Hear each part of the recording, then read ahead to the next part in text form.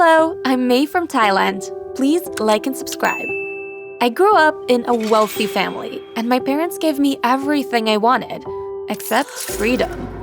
My mom watched my every move, and when she couldn't do it herself, she employed someone to do it.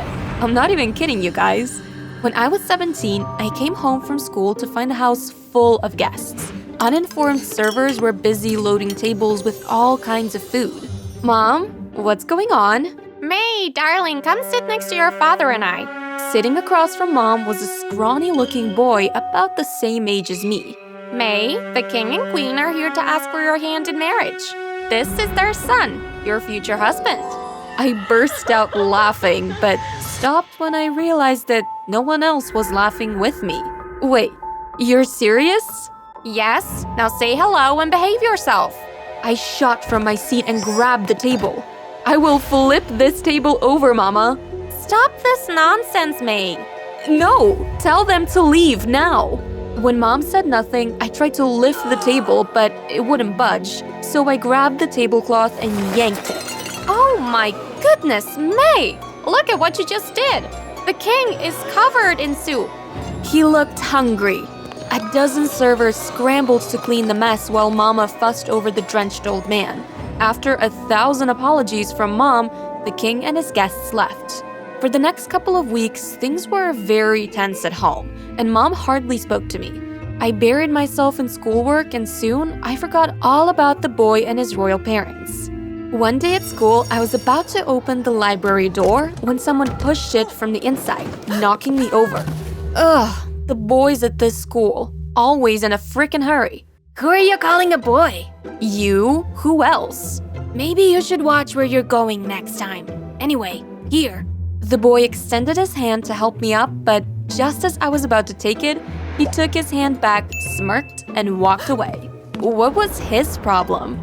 Later that day, I walked into class and found the same boy in my seat. It's you again. Can you get off my seat? Shh. Did you just shush me? Yes, I did. So what? I grabbed his books and threw them on the floor.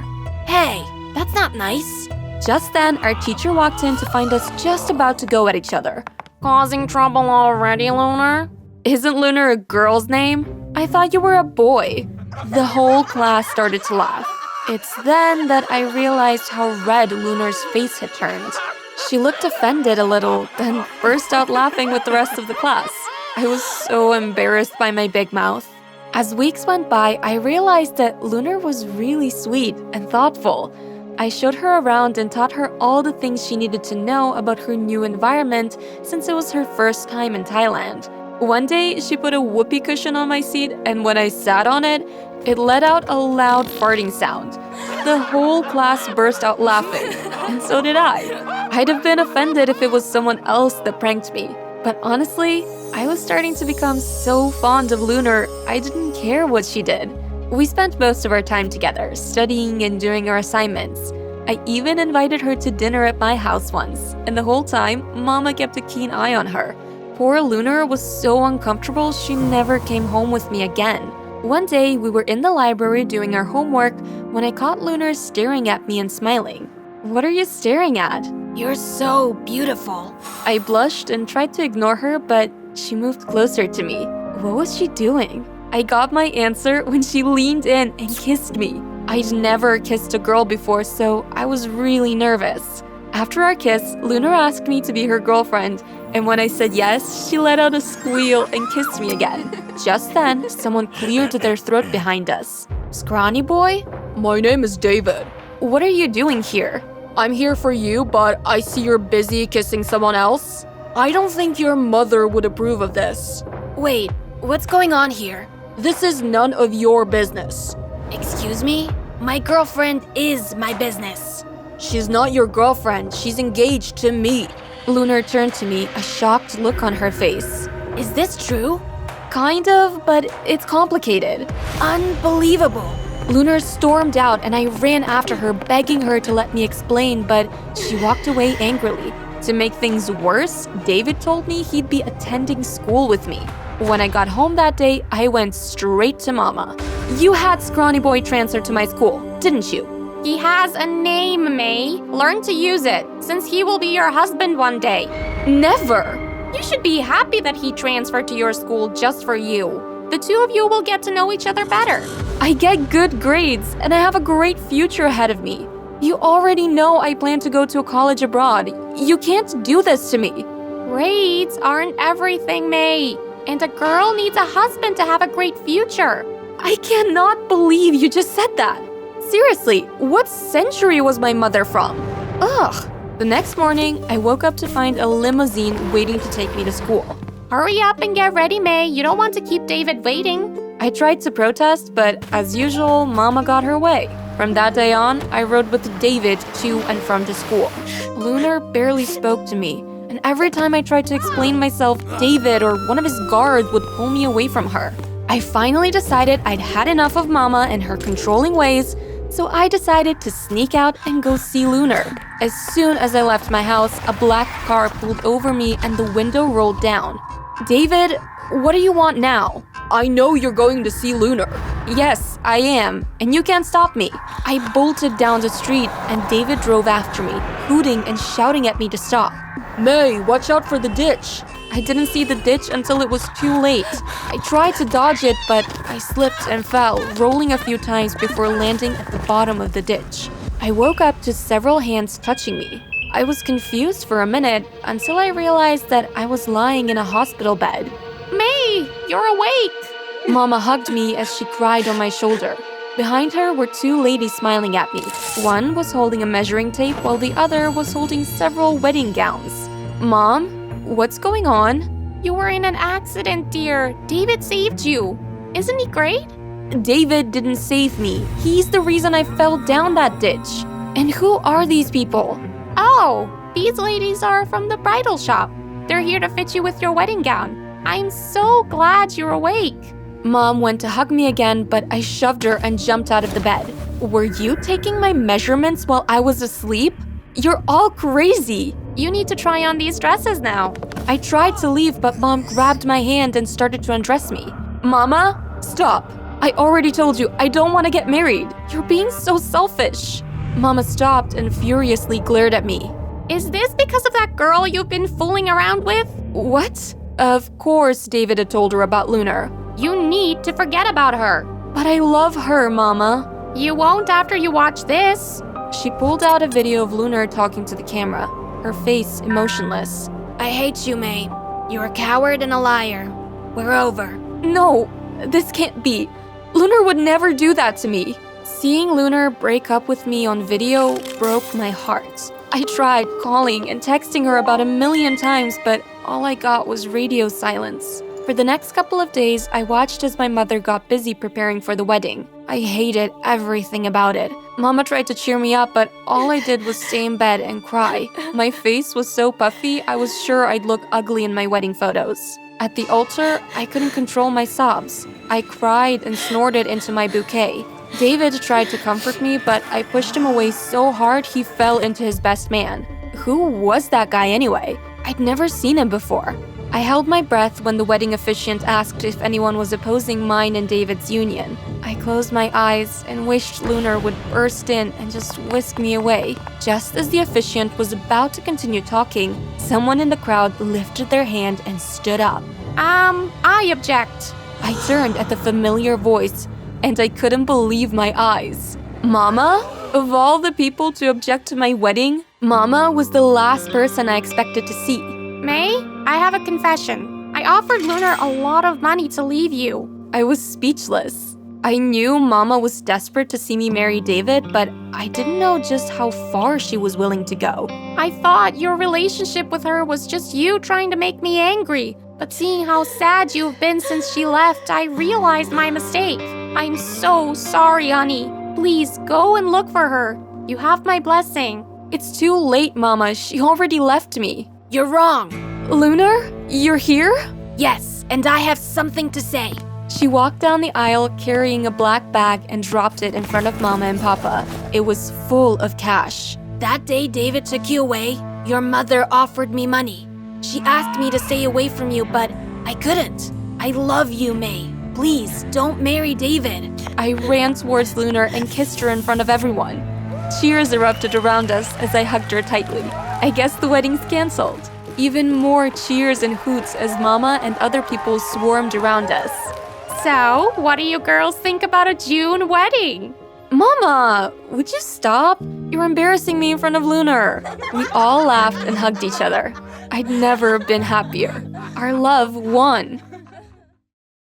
I switched on the television and started flicking through the channels to see what was on. But there was nothing that looked interesting. Oh well, I guess it's gonna be another boring night, sitting in on my own. Bang, bang, bang! The loud hammering on the door almost made me jump out of my skin. Open up! Open up! I stood up and was about to go and open the door, but before I had a chance, there was a loud crash and the door burst open. I stood in shock as 4 big policemen came flying through. You're under arrest! Wait, what? What for? For murder. You're probably thinking that what you've just heard is the biggest shock in this story. But you would be wrong. You won't believe what I'm going to tell you at the end of this story. It all started a few years ago. I'd been down on my luck and one thing led to another, and I found myself living on the streets. I was homeless, and to be honest, my life was pretty miserable. Until one day when it all changed. I was standing on a street corner begging for a few dollars to pay for some food when a woman approached me. Hello? Do you need money? Yes, I do. Can you spare $1 or 2, please? Oh, I think I can do better than that. How does $10 million sound? What?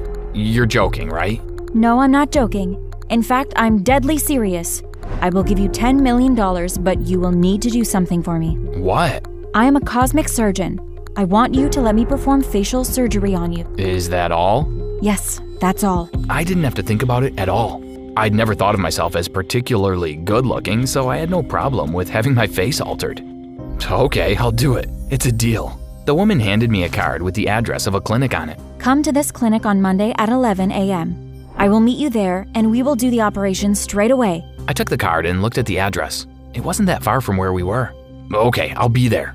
The woman didn't say another word. She just turned around and walked off in the other direction. I stood staring at the card. Is this for real? Is she really going to perform surgery and give me $10 million? Well, I guess there's only one way to find out. On Monday morning, I woke up early. Even though I felt sure that it was all a joke, I decided that I would go along to the clinic just in case. I arrived there just before 11 and was surprised to see the woman standing outside waiting for me. Good, you're on time. Our nurse will get you prepared for surgery. Follow me. I walked into the clinic and followed a nurse to a room at the back. I was so nervous. My heart was beating like crazy. It's not dangerous, this surgery, is it? The nurse smiled at me. Don't worry, everything will be fine. The surgeon is very experienced. She is one of the best. The nurse gave me an injection. My eyes started feeling heavy, and I went to sleep. When I woke up from the surgery, I was scared. What if I look like a monster or something? The nurse came into the room and handed me a mirror. I took a deep breath and looked at my new face. I was so happy. Oh my God, I'm so handsome. I can't believe it. Yes, I did my best work. I think you look fantastic, and here is your money, just like we agreed. I couldn't believe my luck. Not only had I got a new handsome face, but I was a millionaire too. It was like some kind of dream. The first thing I did was to buy a huge mansion. I had everything that I had always wanted, and I didn't forget my friends on the street. Just because I had money, I wasn't gonna forget what it was like to be homeless. I had been out all day and was looking forward to a quiet night in front of the television. But it wasn't to be. I just sat down when I heard an almighty banging at the front door. Who on earth is that? I didn't have long to wait. The door came crashing open and 4 big policemen piled into my house. You're under arrest. Wait, what? For what? For murder. What are you talking about? I haven't murdered anyone. You've got the wrong guy. Don't try to deny it, Mark. We've got you fair and square. Wait, Mark? Who's Mark? But it didn't matter how much I protested. They didn't want to listen to me. They put handcuffs on me and marched me out of the house to their car outside. When we got down to the station, they put me into a cell and locked the door. Wait, you have to believe me. You've got the wrong person. This isn't my real face. Someone made me look like this. But the police didn't believe me. The next day, I was transferred to prison. I tried to call the surgeon that had performed my surgery, but she didn't answer her phone. Now what am I gonna do? I'm going to spend the rest of my life in prison for something I didn't do. But luckily, my friends on the street knew I wasn't capable of murder.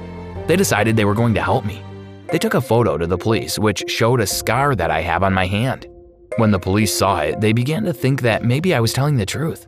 They knew that the guy who they were after didn't have that scar. Okay, we will do a DNA test and see what the results say. I was so happy that I was going to get the chance to prove my innocence. When the DNA test came back, it showed that I wasn't the guy they were looking for. I was so relieved. We'll need you to give us all the information you have about the woman who performed the surgery on you. Of course, yes, I'll do anything to help. I told them all about meeting the woman on the street and her offering to pay me $10 million to let her perform the surgery on me. There's definitely something suspicious going on here. It seems that the surgeon gave you the face of a murderer, but don't worry, we will get to the bottom of it. Now you're free to go. Thank you. I was so happy to get out of that prison. When I got home, I sat down in the lounge and breathed a sigh of relief. I'm so happy it's all over. Suddenly, I heard a noise outside in the hallway. Oh my God, there's someone in the house, an intruder.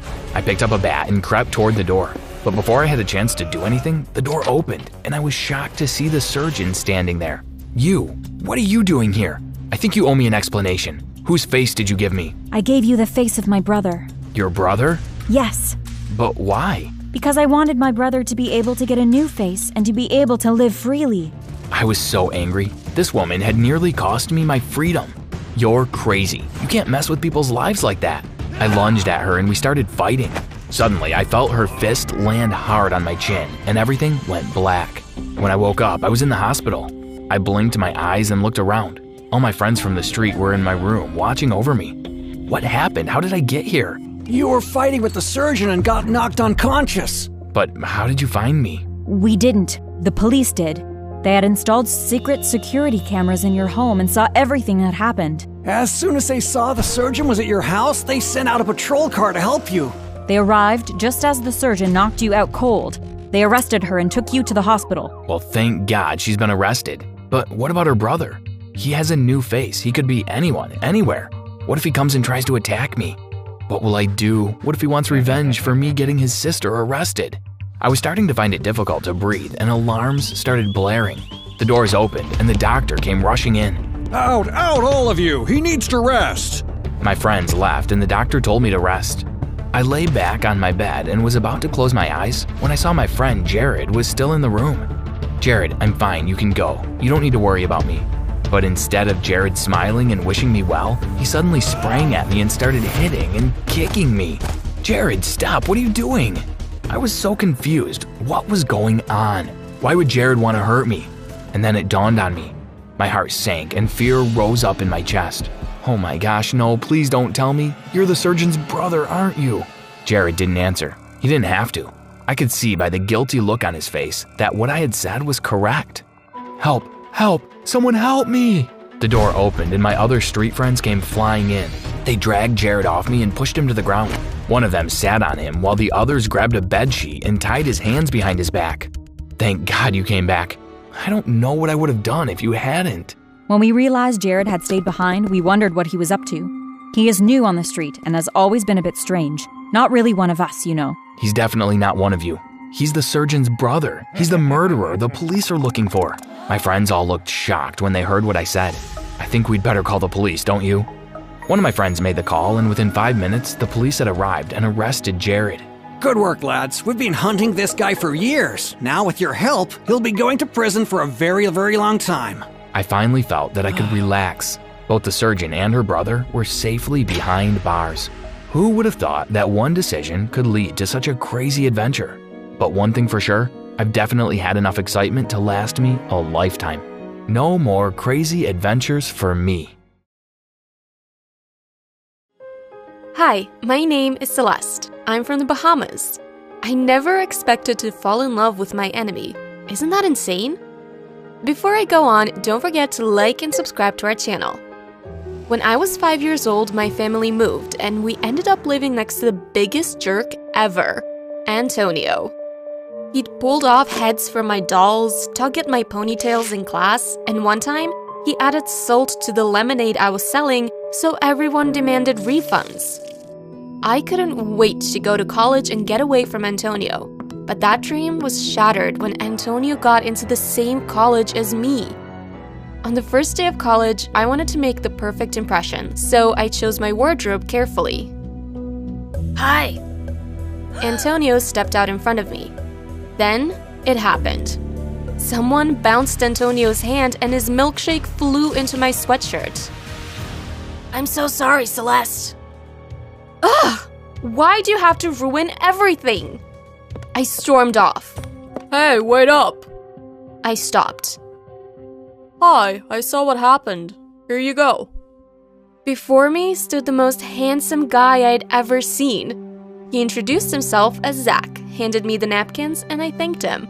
That was the beginning of a beautiful friendship, and a few weeks later, we became a couple. I thought my life was going pretty well, but my parents made a crucial mistake on their 40th anniversary, and I paid the price. At my parents' house, the party was in full swing when Dale, my older brother, walked in. So, Celeste, where's your boyfriend? He couldn't make it. Are you sure you have a boyfriend? He had to redo an exam. You know, honey, if you're dating someone your own gender, you can come out of the closet. We wouldn't love you any less. Mom! My face burned when I realized that the guests were staring at me. I quickly exited the party and sat in the kitchen eating hors d'oeuvres from a platter. Honey, why are you hiding in the kitchen? You should be outside enjoying the party with us. I'm fine in here, Dad. Come on, you'll miss the show. Show? I stepped into the living room and Antonio was at the front of the crowd. When he saw me, he winked and I grimaced. What's he doing here? Your brother hired him as entertainment for the night. The next day at school, I rolled my eyes as Antonio stuttered towards me. Last night, I had no choice but to be around you, but we're at school now. I don't need to hang out with you. Celeste, will you go out with me? Sure. Why not? My eyes widened. Did I just say yes to Antonio? Great, I'll pick you up at 7. At the restaurant, Antonio and I were having a great time. Dinner was wonderful. I didn't know you had it in you. The decency to be a good human being? There are many things about me you'll learn over time. Antonio took my hand in his and kissed it. I stood up quickly and almost knocked my plate onto the floor. I'll be right back. As I walked towards the bathroom, that's when I saw him. Zach was on the other end of the restaurant having dinner with some girl. Hi, I said as I approached the table. He got up awkwardly. Hi, babe, what are you doing here? The same thing as you. I'm here having dinner. So, you're on a date? No, this is my cousin Cynthia. She's only here for the night and is heading back to college tomorrow. Cousin, huh? I tilted my head and glared at Cynthia, which made her shift uncomfortably in her seat. Then I did something I never thought I'd do. I don't think this is working out. I think we should see other people. Is everything okay here? I turned around and looked into Antonio's eyes. Everything's fine, but I think I lost my appetite for dessert. Can we leave now? Antonio nodded his head and took my hand. As Antonio and I sat on the rock under the moonlit sky, the waves crashed against the rock soothingly. Are you having a good time tonight? Antonio broke the silence. Surprisingly, I am. I'm just happy that I'm finally able to bring a smile to your face. Antonio and I sat on the rock for hours and chatted. I think we should get back. I have an early exam tomorrow. I stood up, but my foot got caught on my dress. Panic rose quickly in me as I felt myself falling backwards. A strong arm pulled me forward, and I gasped for breath. Are you okay? I nodded. I was trembling and couldn't bring myself to speak. Antonio gently lifted my chin and brought his lips down on mine. My heart fluttered and a warmth spread through my body. Over the next few days, I had to admit the more time I spent with Antonio, the more I realized I was head over heels in love with him. It wasn't long before he asked me to be his girlfriend, and I accepted. Over the next few weeks, I couldn't help but notice how other girls flirted with my boyfriend. If he spoke to a girl for more than 1 minute, I'd pull him away from her or I'd hang onto his arm and stare at the girl until she felt uncomfortable and left. Now that Antonio was mine, I wasn't about to let any girls steal him away. One weekend, Antonio decided we needed a break and we drove to the beach. I went to the bathroom and when I returned, my boyfriend was hunched over some girl with his lips on hers. I was furious. I marched over to Antonio and tried to pull him away. I went to the bathroom for a few minutes and I came back to you kissing another girl. How could you? Antonio ignored me until the guy next to him nodded. Antonio got up without a word, grabbed my hand, and walked away. When we were a few feet from the crowd, he turned to me. His eyes were like daggers. What the heck is wrong with you, Celeste? While you were in the bathroom, I rescued a teenager. I wasn't kissing her.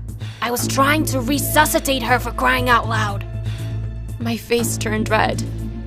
You know what? I think this was a bad idea. It's over between us. Over the next few days, I tried to call Antonio, but he refused to answer my calls and text messages.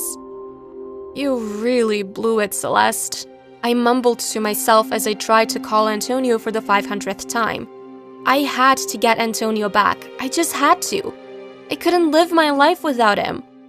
The next day, I snuck into Mr. Washington's office, the president of the college, locked the door, and turned on the PA system. Over the PA system, I told Antonio that I was sorry, I loved him, and I hoped he'd forgive me.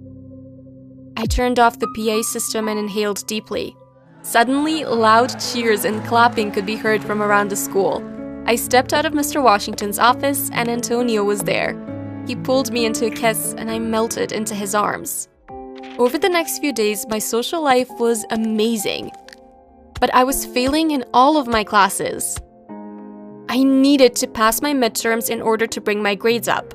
I decided to steal the midterm answer sheets. The only problem was that after my PA system apology, Mr. Washington now kept his door locked. I needed those papers. The next day, I wore a cute outfit and headed to Mr. Washington's office and knocked on the door. Hi, Celeste, what can I do for you? He invited me to sit and I put my plan into action. I put on my best damsel in distress voice and I told him that a few of the boys on campus were bullying me and I didn't feel safe. Mr. Washington walked over to my side of the table and leaned against the desk. Suddenly, I stood up, leaned in, and kissed Mr. Washington. That wasn't the weird part. The weird part was that Mr. Washington kissed me back. Can you believe it? I got a notification on my phone and I pulled away to check it. Mr. Washington, I have a proposition for you. Give me the answer sheets to all my classes for the midterm test, or, I turned my phone so he'd see the video, I'll tell your wife what you've been up to. Mr. Washington's face turned red. Without a word, he went to his cabinet and handed me the answer sheets. Once I had them in hand, I smiled and walked out of the office. I couldn't believe it. I'd actually pulled that off. Or so I thought. When I got the results for my midterms, I expected to get all A's, but I failed everything. I stormed into Mr. Washington's office. Mr. Washington, I thought we had a deal. I guess you don't value your marriage as much as I thought. You asked me for the answer sheets I had and I gave them to you. That was the deal. It's not my fault the teachers changed the test at the last minute. Mr. Washington smirked. I stormed out of his office. If Mr. Washington thought he could play me like a fiddle, he was dead wrong. He was going to pay, and big time.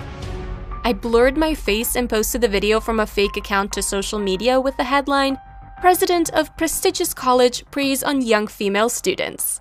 Not only did Mr. Washington lose his job, but his wife filed for divorce. Reporters flooded the front of the school, and anonymously I told one of the reporters the teachers at the school took bribes and leaked the answer sheets for exams. With all the scandals surrounding the school, the president of the college board, Mr. Finley, said all grades were null and void and students had to resit all the midterms. Yeah, I know it was a crazy thing to do, but at least I was able to pass my midterms. A few weeks after the scandal, I went to my parents' house for Dale's birthday. Dad bought him a fact book about everything. He walked over to Antonio and I. Did you know that Jenny-Pop is a tropical American tree whose fruit has a gelatinous pulp which is used for flavoring drinks and to make black dye? I looked at Antonio. I felt strange, as though a fog had lifted off me. What are you doing here? Dale raised his eyebrow. Celeste, he's your boyfriend. You invited him. Boyfriend? As if. Where's Zach? Dale walked off and shouted, Mom, Celeste spiked the punch again. I needed to get some fresh air. I started to feel the walls of the house closing in. I walked out to the backyard and sat on the bench. I tried to call Zach, but he didn't answer. I buried my head in my hands. I couldn't remember anything. What was wrong with me? I felt someone sit next to me. Hey. Antonio's voice was soft. I'm not in the mood, Antonio. Please just leave me alone. I stood up to leave, but what Antonio said next felt as though he had dropped a ton of bricks on me. He confessed that at my parents' party, he hypnotized me. He said it was something he saw on social media and he didn't expect it to work, but when it did, he couldn't resist having me under his control. Apparently, the word Jenny-Pop tree was a trigger for my hypnotized mind. Before I knew what was happening, I slapped Antonio squarely across the face. 6 months of my life. You stole 6 months of my life, Antonio. This is the worst thing you've ever done to me. Out of nowhere, a punch landed on Antonio's face. It was Dale. He'd come back to ask us if we wanted cake, and he heard the whole thing. Antonio and Dale fought until Mom and Dad tore them apart. I'm sorry, Celeste. Leave! No! Dale shouted. Dale and I kept what really happened between ourselves. I took a week off from school and I contacted Zach on every social media outlet he had.